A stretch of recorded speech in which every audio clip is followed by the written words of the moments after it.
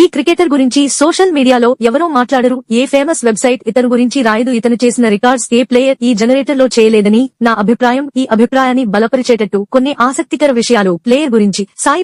సాయి సుదర్శన్ లో చెప్పుకోదగ్గ ప్రదర్శనలు ఇచ్చి తనను తాను ఒక వర్ధమాన స్టార్ గా నిలబెట్టుకున్నాడు.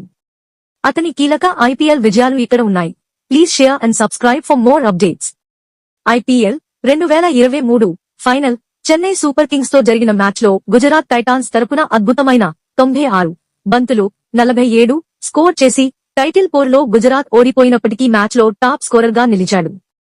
ఐపీఎల్ 2024 సీజన్ 12 మ్యాచ్ లో సగటున 47 మరియు స్ట్రైక్ రేట్ 141 తో 527 పరుగులతో గుజరాత్ టైటాన్స్ తరపున అత్యధిక పరుగులు సాధించిన ఆటగాడిగా నిలిచాడు. అతను ఒక సెంచరీ మరియు 2 అర్ధ సెంచరీలు నమోదు చేశాడు. అతని స్థిరత్వం మరియు ఒత్తిడిలో కూడా డెలివర్ చేయగల సామర్థ్యాన్ని ప్రదర్శించాడు. ఐపీఎల్ 2025 కోసం రిటెన్షన్. అతని అద్భుతమైన ఫామ్ కారణంగా గుజరాత్ టైటాన్స్ రాబోయే సీజన్ కోసం అతన్ని రిటెన్ చేసింది. ఇది ఫ్రాంచైజీకి అతని ప్రాముఖ్యతను తెలియజేస్తుంది. సుదర్శన్ ప్రదర్శనలు అధిక స్టేక్స్ మ్యాచ్లలో నమ్మకమైన బ్యాట్స్మన్ గా అతని సామర్థ్యాన్ని నొక్కి చెబుతున్నాయి.